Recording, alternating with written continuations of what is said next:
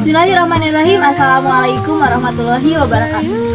Perkenalkan, nama saya Willy Esther Monica. Saya dari kelas 12 MIPA 1. Pengetahuan adalah senjata terkuat dalam menjelajahi dunia. Rasa ingin tahu adalah awal dari penemuan yang luar biasa. Ketika terjadi suatu perubahan, jangan takut untuk bereaksi. Hargailah keunikanmu karena kamu merupakan senyawa yang langka. Dan inilah topik pembahasan kita kali ini, kimia unsur, yang telah saya pelajari bersama guru kita semua, Bapak Rian Awaludin.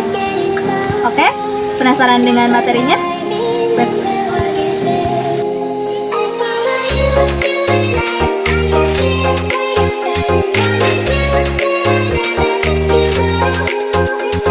Ada banyak sekali kelimpahan unsur yang terdapat di alam.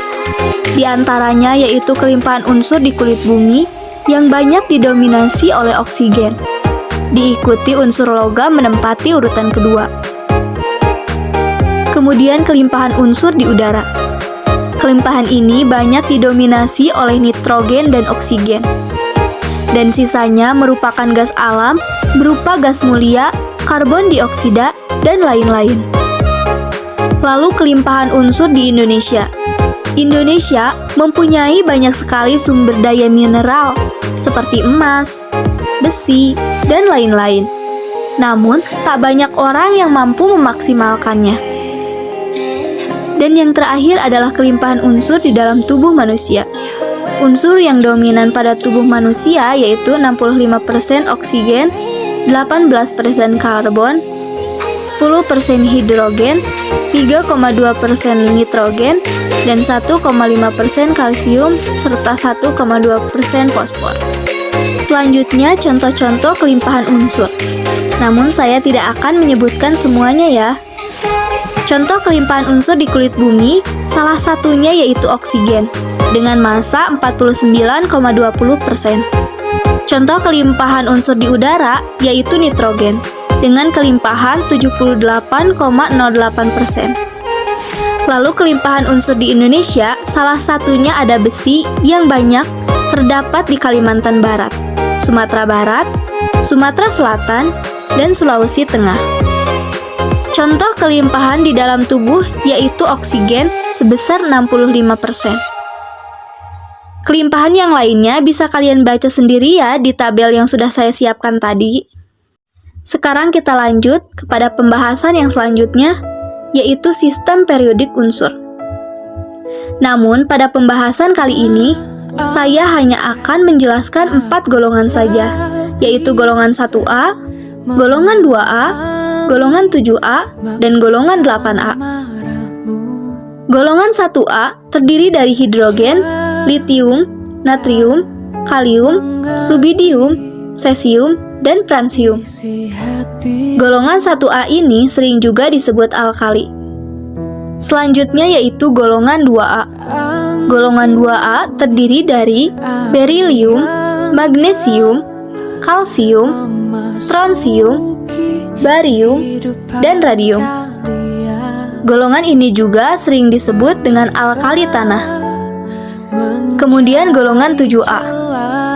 Golongan 7A terdiri dari fluor, klorin, bromin, iodin, dan astatin. Golongan ini juga sering disebut dengan halogen. Kemudian golongan 8A.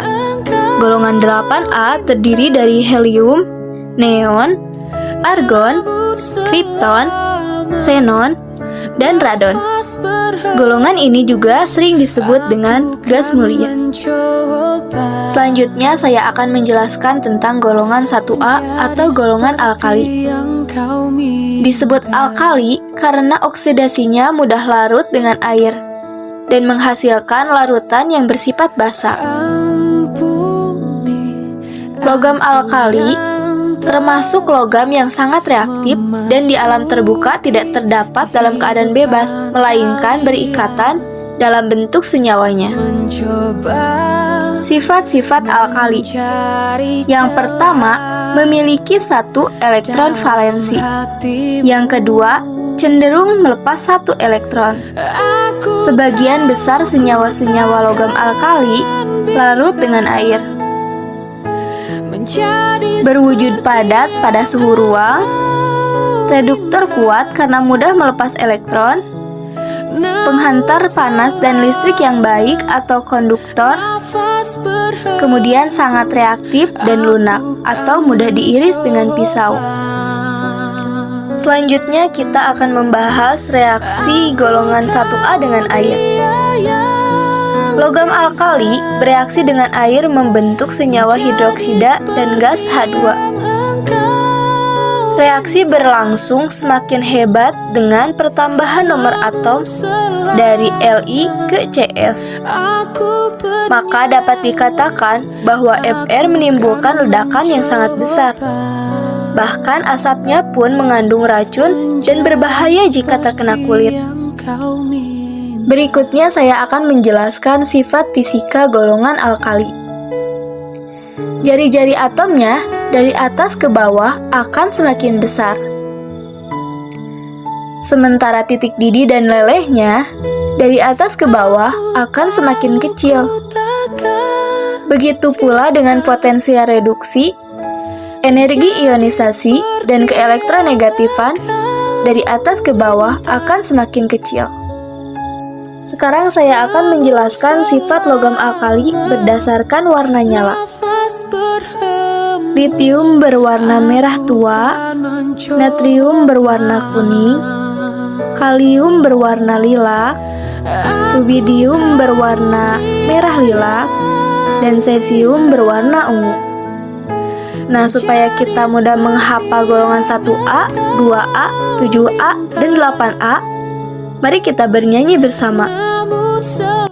Hidrogen, litium, natrium, kalium, rubidium, cesium, francium, berilium, magnesium, kalsium, strontium, barium, radium, fluor, klorin, bromin, iodin, astatin, helium, neon, argon, kripton, xenon, dan radon.